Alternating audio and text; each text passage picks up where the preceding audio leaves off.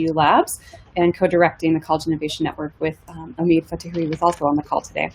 So first, thank you so much for joining our panel. We're really, really excited to have the folks that we do on the call today. I think we're going to hear some really interesting perspectives and hopefully take away some very actionable insights, I think not only for other institutions, but for EdTech vendors as well. First, I want to start off by sort of explaining how and why we're all connected on the panel. I think globally, it's pretty obvious that we're all connected because we're living through this current pandemic of COVID at the moment. And one thing that several of the educators and EdTech folks in the room have experienced is this rapid and sudden shift in the teaching and learning expectations, needs, and challenges that everyone is experiencing more broadly. And I want to talk to you about a project that we started prior to the COVID pandemic, but COVID has accelerated so many things around education and some of our core challenges with our institutions and our students' needs as well. And so it's really served as a catalyst for this work, and we've accelerated our efforts to try to catch up to some of those emerging needs and challenges as well. So the College Innovation Network, as I mentioned, started prior to the pandemic, but it is a new project this year in 2020. And at the core, it's a collaborative network. And what we aim to do is facilitate partnership by bringing together like-minded institutions who are focused on serving, have broad access policies, and focused on serving students who may have not traditionally been well served with the educational models that are out there. And we first work with our partner institutions through a phased needs assessment process in which we identify, work to uncover core challenges that each institution is facing, and then synthesize and converge upon those challenges across the network at large. So what we're noticing is that there are very large and broad themes around student engagement, early warning and alert systems, access and equity, that span multiple institutions. And what we're trying to do is come together and prioritize a set of these areas that we want to explore innovative best practices around and attempt to find and solution innovative EdTech resources to assist with. So the other way that we help build this collaborative network is by actually then working to source those solution providers that are best fits for our network's needs. Again, and that sourcing and evaluation of providers happens with WGU Labs staff, which is hosting the College Innovation Network. As we move forward into adopting those EdTech vendors and setting up EdTech pilots and partnerships with our institutions, we will be assisting with the implementation of those products and also conducting an evaluation of the EdTech pilots in partnership with the vendors and the institutions, so we can help uncover impactful products that may be useful not only to the institutions themselves, but for the EdTech landscape at large. Finding the insights from the way that we implement the product, we can see to what extent or impact those products do have on the student outcomes we're interested in measuring. And the intent here is to share not only among the network, but more broadly as well. And I'm pleased to say that we have 5 of our 6 founding member institutions on the phone call today, and they are going to be serving as our panelists, talking through how EdTech how COVID has affected their EdTech adoption and conversations at their institutions as well. So I'm going to turn the time over to Omid Fotuhi to introduce the panelists and facilitate a conversation with our panelists today.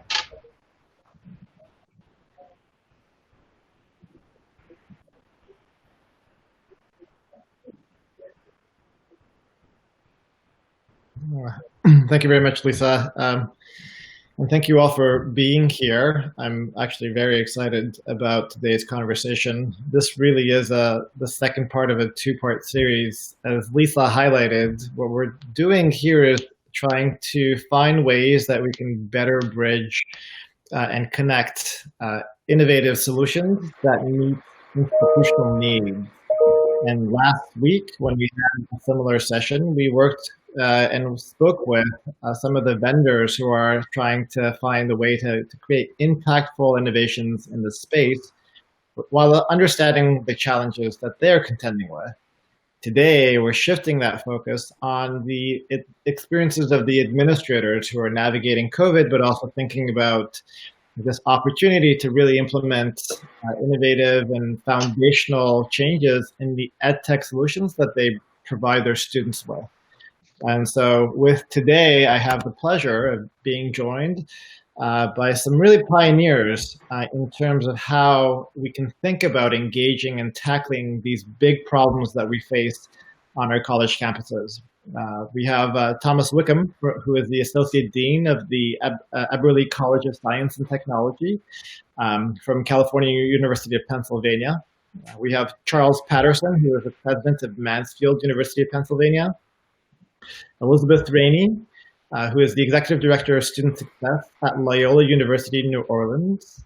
Eric Heiser, Provost of Academic Affairs Student Affairs from Central Ohio Technical College. And Janelle Elias, who is the Vice President of Strategic Initiatives and National Division from Rio Salado College.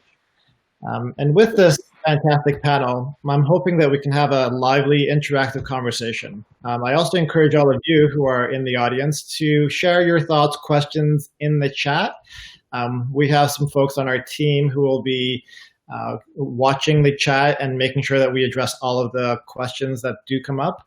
But to get the conversation started, we're going to ask a few questions that I think are relevant for most institutions and this group in particular. I'm not sure that there's a specific structure for how to navigate the responses, but please feel free to jump in to our panelists as you feel like you have some thoughts or input on some of the questions that we're going to be posing. And the first question really, it does have to do with COVID. I think we're facing challenges that none of us have ever been trained to expect in terms of the speed at which they're happening, but also the quality of the changes that they're demanding of us as we face our students' evolving needs. And so my first question to the panel is, how has COVID impacted your EdTech decisions, and what challenges have you experienced during this transition? If anyone wants to jump in, please go ahead. Well, I guess I'll get started. I'll just talk about California University of Pennsylvania. You know, in the spring semester, like many other universities, at that time, we were on spring break at that time, and the president decided to not come back for the remainder of the spring semester, and that certainly, you know, at that time was quite a disruption for faculty, staff, students, and we had to make the best of the situation. But as we come back in the fall semester, we have been preparing all summer mostly for two potential scenarios. One was the face-to-face hybrid type approach, which is what we were planning, but with the possibility of going remote or online. And ultimately, that's what happened at our university. And so we had to try to find the best solutions at the time to provide online education. And that was, you know, certainly difficult given the circumstances. I can just kind of talk about, I've had some recent conversations with our Office of Student Affairs, Student Success Office, and they have been hearing about, you know, general comments. And I think that's the challenge that we face. And I think that's why being a part of the College Innovation Network for us has the potential to be quite helpful, because we hear about some of these problems. We get some general feedback from students, but as far as doing a survey, doing some kind of research and development, we really haven't, you know, done those things yet. And so a lot of our, I would say, you know, what we hear is more just general comments. And I think doing more of that research and development approach, that being part of the College Innovation Network, I think will be really quite helpful. We'll be able to provide some of the answers and potential targeted solutions to the problems that, whether it's faculty, the staff, or the students are facing. I'll build upon Thomas's comments since we're both in the state system of Pennsylvania. Our decisions regarding EdTech focused on how our faculty really could continue to deliver traditional experiments during this pandemic. And a lot of our institutions have had to pivot somewhat at the last minute. And we've all purchased a plethora of conferencing technologies with cameras and microphones. We're deploying Zoom or Microsoft Teams and other devices that make it possible for real-time interaction. But lectures that are designed for a traditional classroom don't really fully translate in this environment. Our real-time interactions require participants to have access to technologies. And the HighFlex model that was being adopted by many universities it really requires our students to purchase even basic webcams. So it proved to be impossible as there was excess demand and limited stock. In addition, our technologies are accessible, but our reliable broadband, especially in many of our rural areas, is extremely limited to both our faculty and students. And for Mansfield, who is known for its music and choral programs, these technologies are not always adapted to these performance environments, which could also be an opportunity for future opportunities for research and development. So, it hasn't been a complete struggle. We've been able to employ these technologies. We've been able to continue to allow our students to engage through these virtual environments. But I think the technologies, too, have an opportunity to make great advancements in the I'd be happy to chime in here. Hi, everyone. I'm Liz Rainey from Loyola University, New Orleans. And I think about, to specifically answer this question, I think of how COVID brought to light the inequities among our students in terms of what they had access to, just basic needs from food to shelter to technology and internet. And of course, like many institutions, we're a small private Jesuit institution in uptown New Orleans. And we worked really, really hard to get students what they needed to engage in their classes. But I'll say in the positive that there was a moment probably around June as we wrapped up the spring semester, kind of took a breath in the way that we can now say we took a breath. And I saw there was a new willingness to get on board with technology. I suspect many of us saw people who were systems that people could never imagine taking place in an electronic format. Suddenly, people were very willing to have that discussion. Like, how could we remove this barrier since we have to work remote to stay safe? So, for instance, we had already invested in systems like a text messaging system that we were using at maybe 15% capacity. And that was just because we made the investment. We used it as we needed it. We didn't take the time to teach many. We just kind of went with the coalition of the willing. But suddenly the coalition of the willing was a lot bigger when people realized, hey, you know what? I do need to send a text message to my students, and I can schedule it and I can tailor it. And so in the course of just a few months, we added 40 faculty users to a text messaging system that had previously been maybe used by one or two, and they keep coming. So I do think COVID, while there's lots of really troubling aspects of it, I think from a technology perspective, I saw a lot of new folks coming together to ask about solutions. And what I'm excited in terms of this partnership is not only having a chance to hear from other folks, but to have the support around the assessment and implementation. Because I think sometimes we do a lot of great research, we buy a great software system, we roll it out, and then we move on to the next project. And where I want to see and where I love the support is having someone hold us to say, let's measure this, let's see how it's working to make sure it's really effective for you and for the collaborative. Yeah, I'd like to add something and echo a lot of those sentiments. I'm Janelle from Rio Salado College. About 60% of our learners were already online prior to COVID, but we use a asynchronous learning model. And during the pandemic, we found that we had to really entertain more modalities of instructional delivery. So we added live online and other synchronous options to supplement that learning experience. And as the prior panelists mentioned, we saw a lot of inequities highlighted. So we had to really prioritize basic needs. We invested in Full Cart, which is a national program that helped address food insecurity and did a lot to provide access to internet and technology and hardware just to ensure students could stay on track to succeed. We also had to leverage a lot of our communication tools and modalities to increase more ways to connect with learners, including text messaging and webinar, and just entertain a lot more synchronous options than we had to in the past. I think the biggest challenge we experienced was just reprioritizing the basic needs that needed to be addressed before students could be successful in the classroom.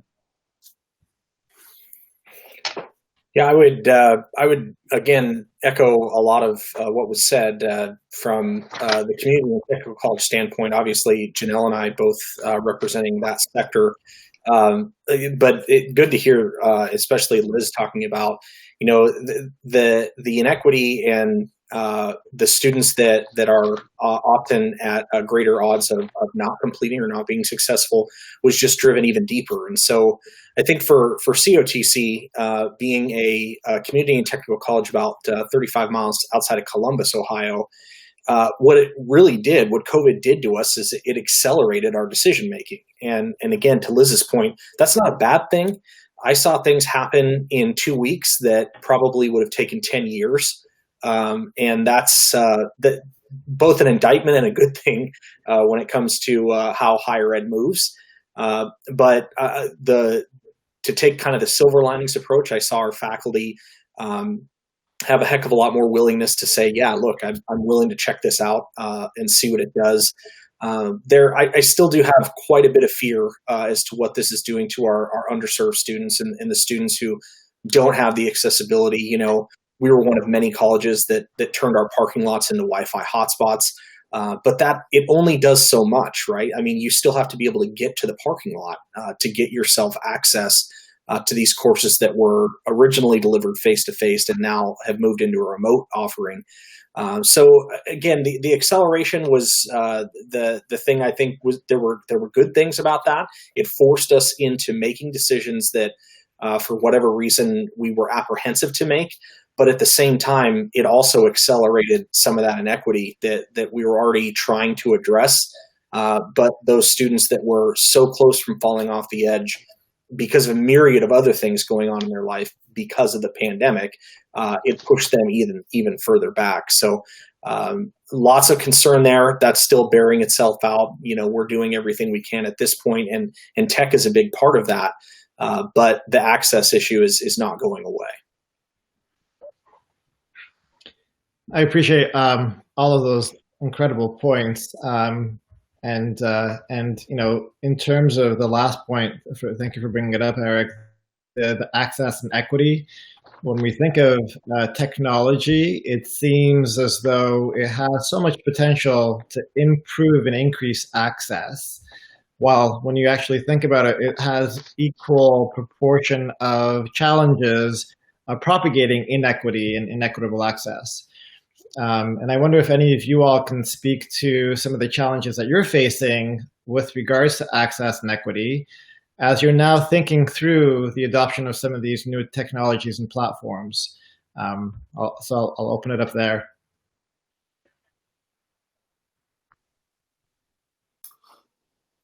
So certainly for us, just to kind of jump back in, that is really the highest priority at this point. So we look at it from a standpoint of what can the tech that is out there now help us to do to reach the students that are really in the most trouble, and that is whether it's early alert systems. We oftentimes talk about, and you hear a lot of meeting students where they are. I think pre-pandemic, that meant something a lot different than what it means right now. It's almost taken on like a literal meeting a student where they are at, as opposed to the metaphorical of, well, a student isn't quite prepared to be in X course or Y course. And so for us, it's really about, as we're evaluating, and part of the great thing about CIN for us is to be able to quickly evaluate and decide, hey, could this work for us from a student success standpoint? Could it work for us from a tutoring standpoint? Could it work for us from an early alert standpoint, to make sure that those students that are in danger of being left behind aren't left behind?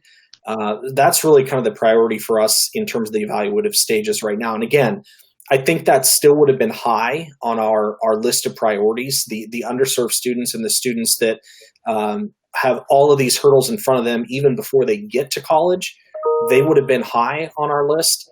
But that's now even, I think, risen to another level to say, geez, we really have to make sure that we're not leaving these students out, because, in some instances, I don't think it's taking it too far to say we're kind of their last shot. And again, everyone's going through this pandemic differently, but at the end of the day, we still have to make sure that we're delivering high quality education to the students that need it the most.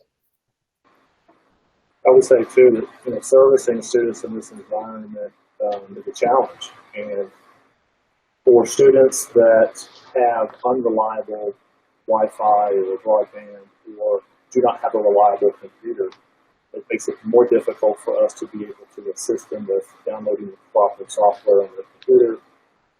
So investing into a one-to-one initiative, for example, with a virtualized lab environment that provides faculty with a consistent technology platform on which they can design their lectures, allows students with limited resources to be able to function in that environment. They're not to have the specialized software or other things that they may not be able to access. So making it as simple as we possibly can for students, given the differences in inequity that we see among our student populations is important. I also think about this like from a really simple perspective, that I have some students who are using their phone to attend a Zoom class with slides, and their phone is also how they're supposed to access Canvas. And so I think about like the logistics. Like right now I have 2 screens, a computer and a phone in front of me to do my job. But that a lot of students, like their computer is their phone. And so they may have access to technology. They may have access to a platform where we can reach them, but do they have full access to what they need to be a successful student? I can't imagine following a class lecture. I couldn't imagine being in this discussion completely on my phone and feeling the sense of engagement that I know all of our faculty would want their students to feel. So I think too that many of us we've sent computers, we've sent hotspots, but I'm here in Louisiana, and sadly we are looking at another storm that might hit an area that, Lake Charles still doesn't have great internet, from the last storm. So it has really been a very special year for just the barriers keep coming, so that even if we send a student a hotspot in an area that doesn't have internet, they still have a challenge, but then they have their phone. But I think about like kind of the gradients of access, because I think we assume, okay, they've got a hotspot, they can do it. But what does it mean to try to type or auto dictate your paper on your computer, your phone, and kind of hope that works for your instructor? So I think about it a lot. And I noticed too that students, I observe of my team, of this wonderful 20-person team, and we're deeply engaged in supporting our students, that we sometimes assume we have often traditionally aged students at Loyola. We make assumptions that 18 to 24-year-olds are super tech savvy, but they're tech savvy in a different way. Operating on a computer is very different than operating on a phone. And we see some students who are so accustomed to doing things on their phone that the computer is actually more awkward than I would expect. So again, I just think it's more of a spectrum of access. Even when you have some of the pieces, it doesn't always come together in what I imagined students might need. Liz, I want to echo that, because that's pretty profound to me too. And at Rio, 40% of our in-person population includes our prisons, and we still are unable to access and provide education to those students and those learners. And in some cases, we had to go very low tech distance education strategies, like print-based, again, to keep the students on track with their studies. Another investment we made in OER, Open Educational Resources, was really helpful for us because it eliminated that additional barrier of cost. And we talked about software, but also the textbooks and the materials being available to students on that first day that they access their online learning experience has been tremendously helpful for us at Rio. I was just going to follow up on what Liz said about using the phones. I mean, I'm relatively, just a couple months into my position here at the university, but I was teaching last spring, and when we went completely online, I had a student, several students that while they're here at the university, they can use somebody else's computer, they can go to a computer lab, and we use D2L for our learning management platform. I know others use Blackboard, Canvas, etc., but we have D2L. And this girl in particular that I remember was struggling with getting access to the assignments and the various other work. And some of the other problems she was having, like with other courses, and trying to do everything literally on her phone was a real struggle for her.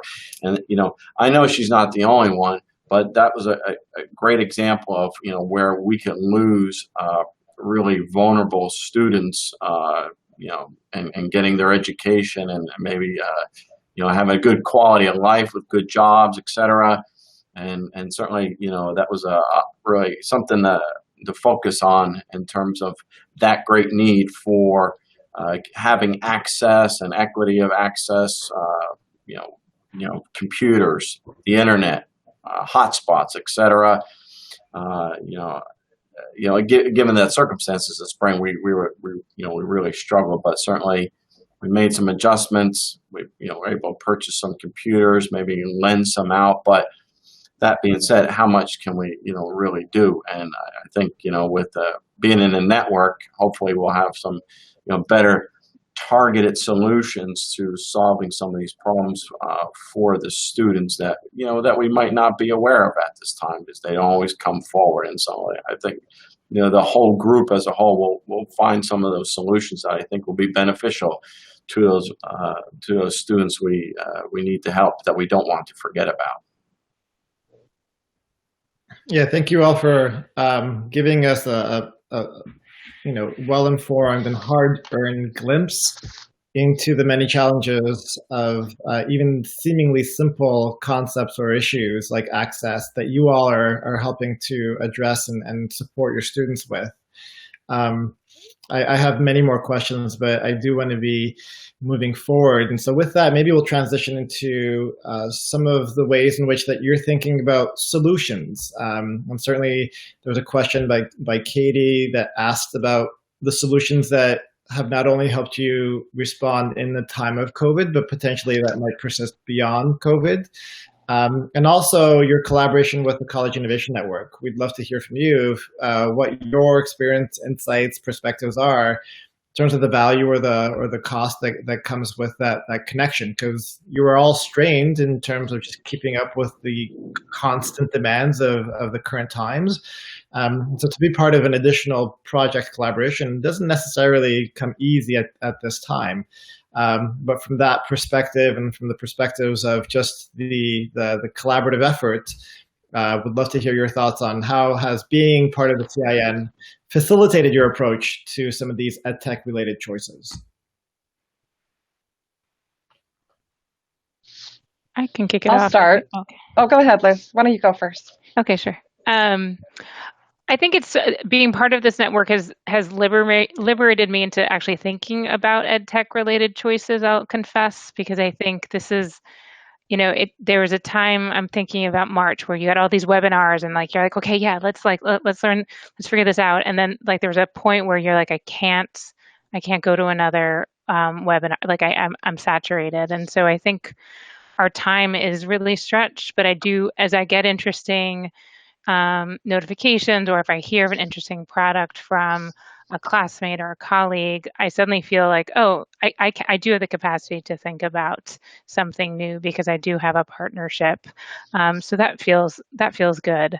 But also knowing what I shared with before, that there is a delicate willingness to innovate and change right now. I mean, I think we folks are stressed. My daughter might bust in the door any moment now, but we're all just making it work. But knowing that the long term is that we're helping our students persist and succeed will always motivate us.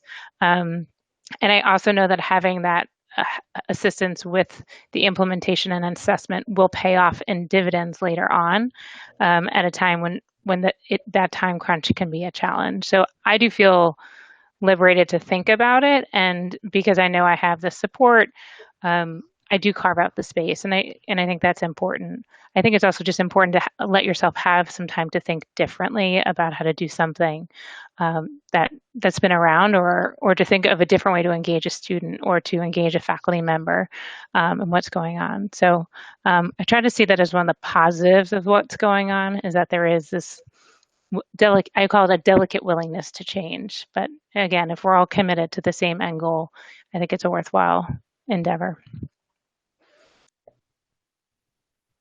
That's great. I echo that and would like to add that I really appreciate the process being followed. So this human-centered design process that SIN has facilitated for the stakeholders involved has really been educative and a strong reminder of how we need to keep the student at the center of what we decide in our EdTech solutions.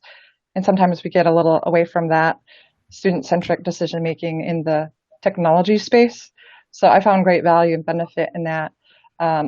Also, the ability for the network to help with the procurement process.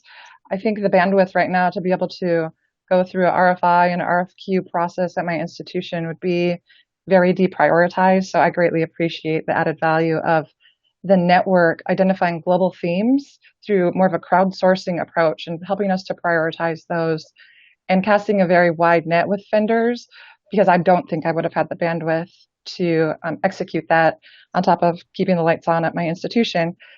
And finally, the capacity to build versus buy. That's kind of a theme for me personally. We build a lot of our own EdTech solutions in-house, and we don't have the capacity for that right now.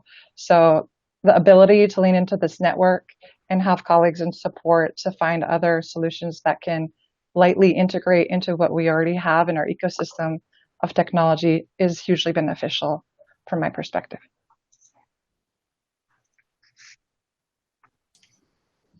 I guess I'll jump in here. I was just thinking there's a couple things. One, not necessarily the Innovation Network related, but what I think has gone well at California University is that we've used a strong shared governance model to come up with a lot of our ideas and solutions of using students, staff, faculty, and administrators.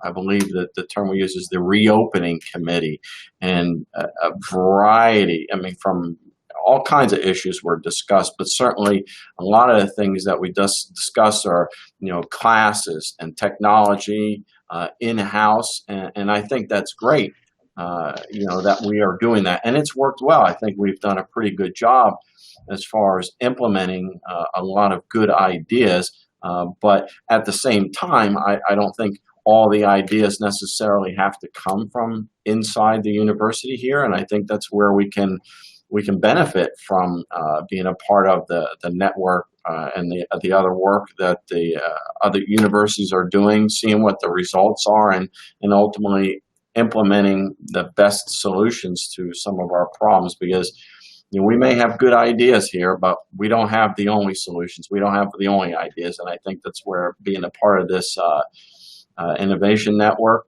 is going to help us, make our choices, as far as some of these solutions are concerned.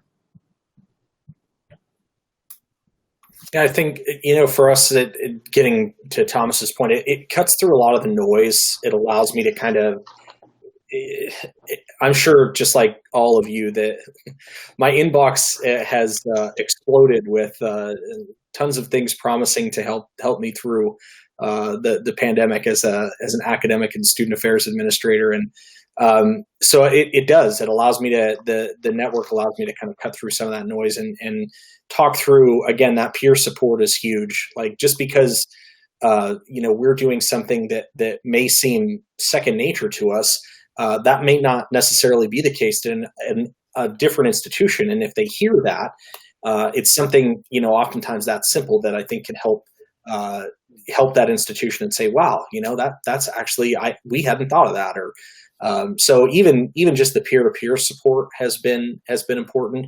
But I think probably the especially for me during this time, it really is the prioritization with regard to the time. What are you going to put in versus what you're going to get out?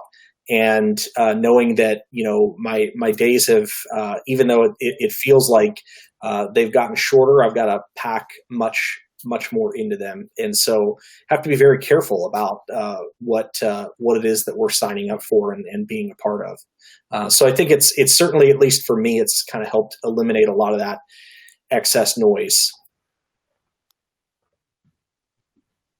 Yeah, I concur with my colleagues. I don't have a lot to add to the conversations, just in the interest of time, but the ability to test and to launch new platforms, to see what is right for our diverse student body and to serve them better is a unique aspect of what I do.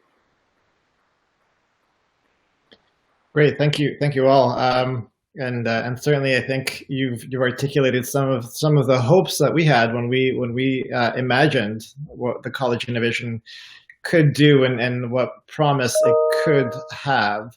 And it's been in no short part because of the strong championing that you all have provided to this network. So really appreciate your thoughts. The last question that I wanted to get your thoughts on before we open it up to a broader conversation with the questions in the audiences includes what recommendations might you have for other campuses as they're navigating these uncertain times in terms of their investment choices in tech?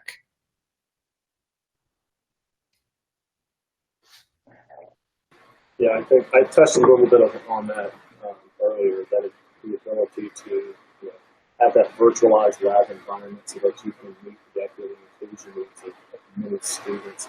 It's just so critically important when resources are limited in cases like this. That would be one of my primary recommendations. I have two ideas for this. I mean, the first thing that came to mind was to really have a grasp on what your institution may already have. Someone else earlier mentioned they had a tool or a platform, but it was not used fully. So going through that exercise of understanding what you already have available to you and making sure that you're leveraging those tools fully would be an important place to start, so you're not trying to solve a problem that necessarily isn't there. And then the other piece I forgot, so we'll move on. I'll come back to it. That first one is amazing, so you don't need more. I would say from an institutional perspective, and again, it's going to be different institution by institution, but you really do need to identify your top priority. Again, going back to kind of eliminating the noise, there's tons of noise around you right now. From an institutional perspective, what is the highest priority? And that's where you need to focus your time and effort. You need to let the noise be there and be comfortable with that. But at the same time, knowing that you're kind of getting, laser focused. Working through with my staff even pre-pandemic, but we're undergoing a pretty big shift in mentality of just that, taken from the Covey textbook, or not textbook, the Covey book called The 4 Disciplines of Execution. And they talk about the wildly important goal. And the idea is that you can't have 15 wildly important goals. You can have one, maybe two.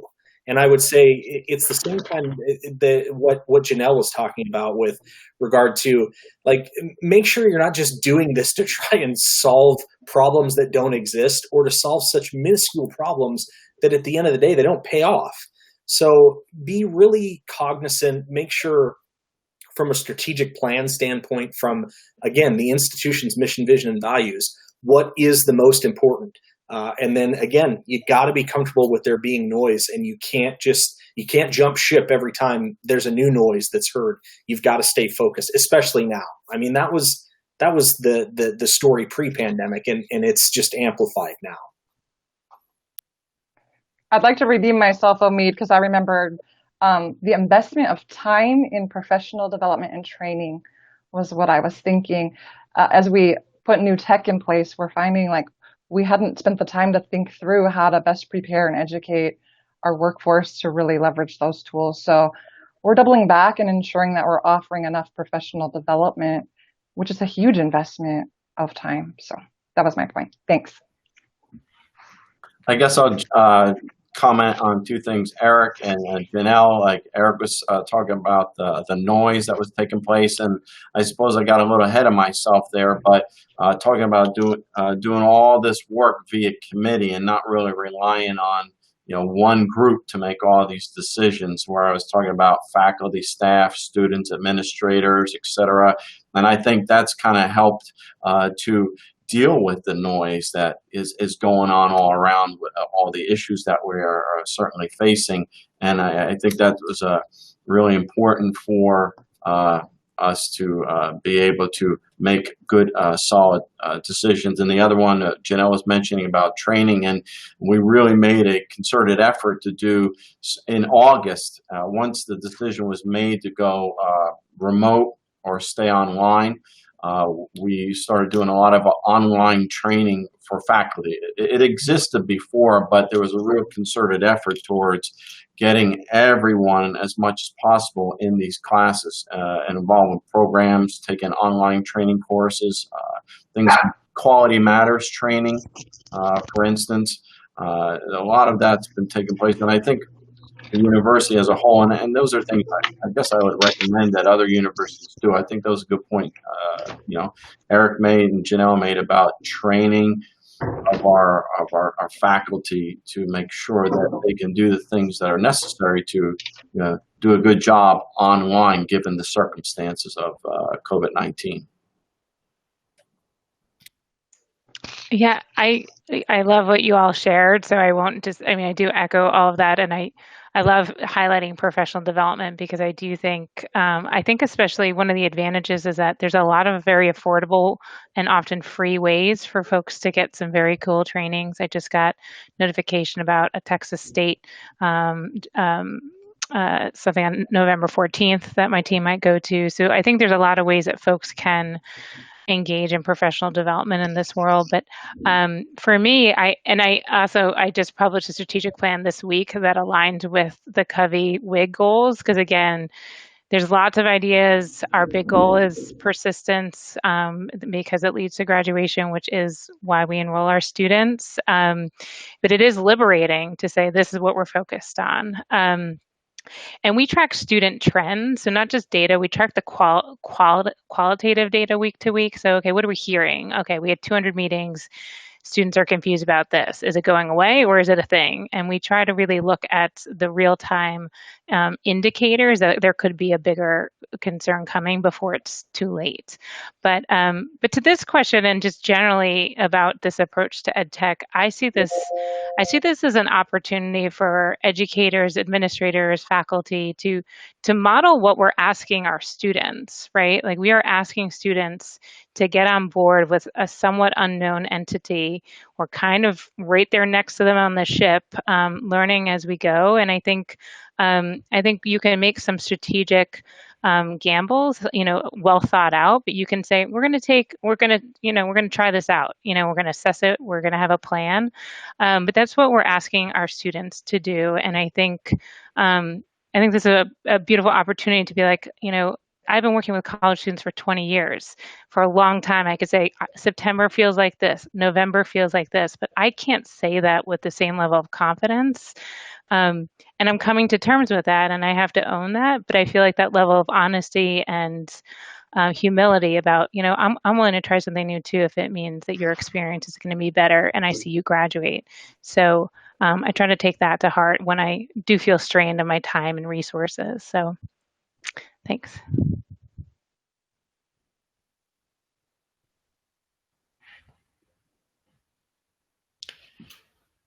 And thank you all for those comments. Again, my thoughts are buzzing with excitement and follow-up questions that Lisa made sure that I would constrain myself. I do want to be mindful of time, and we are at time. So if anyone needs to jump off, feel free to. I'm happy to stick around for a few more minutes for anybody who may have lingering questions. I also welcome you all to reach out to either Lisa or myself. If you're interested in connecting with any of the panelists today, again, feel free to reach out to either Lisa or myself, and we'll connect you all directly to anyone that you want to hear more about. But with that, I really just want to take a moment to thank the panelists for not just being here today, but being there for your students. I will say that one of the perks of being a part of the College Innovation Network is to see you all in your day-to-day efforts to support students in the most meaningful of ways and to take innovation to heart. I think as we've highlighted here, there are multiple dimensions to any particular problem and or solution, and you all exemplify the diversity of approaches that's necessary to support students in the way that they show up so that you can support them. With that, again, thank you all. And if you have any questions, feel free to reach out. If you're curious about the College Innovation Network, want to get involved, we are opening this up to a second cohort of institutions in the next year. But we're also now at the phase where we're looking for potential vendor partners. So if you're interested, reach out to Elisa or myself. We're also grateful for the funding that has made this possible. For the 2 years that this is a pilot, the Charles Koch Foundation has generously provided the support that we need to bring all of us to the table. And as we look to the continuity of this project, we'll be sort of thinking about how that's sustainable in itself in really innovative ways. And so if you all have thoughts, want to be involved, please reach out again, and we'd love to get you engaged. So with that, thank you and have a great day.